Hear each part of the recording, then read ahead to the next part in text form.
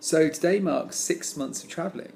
Like, I can't quite believe it, that it's happened already, that 6 months is just gone. And it's crazy. And I can't believe how much I've done. You know, I've sandboarded on the Sahara Desert. I've learned to surf, well, in part, I'm no expert. I've trekked gorillas in the rainforest. I've done the world's biggest bungee jump. I've done obnoxious tourist photos on the pyramids. I've seen Karnak. I've been to Tel Aviv and Jerusalem, and I've been to India and seen the Taj Mahal today.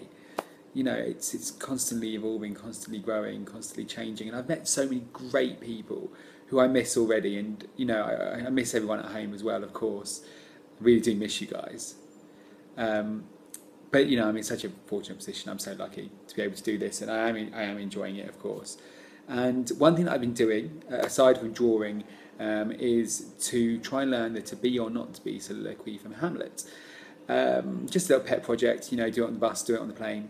And what you're about to see is me reciting that, as I've now sort of pretty much learned it. I think there's only like tiny little tweaks to be done.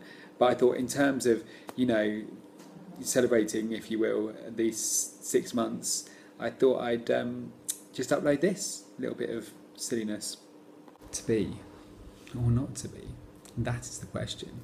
Whether 'tis noble in the mind to suffer the slings and arrows of outrageous fortune, or take arms against a sea of troubles and by opposing in them.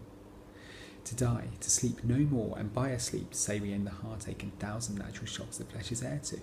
'Tis a consummation devoutly to be wished to die, to sleep.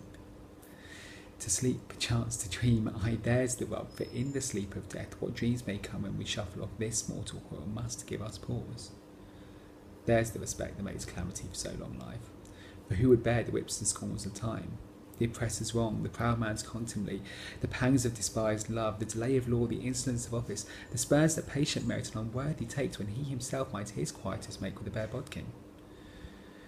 Who would fardels bear to grunt and sweat under a weary life but for the dread of something after death? The undiscovered country from whose bourne no traveller returns puzzles the will, and makes us bear those ills we have rather than fly to those we know not of. Thus conscience makes cowards of us all. And thus the native hue of resolution is sicklied over with the pale cast of thoughts, and enterprises of great pitch and moment with this regard do their currents turn awry and lose the name of action.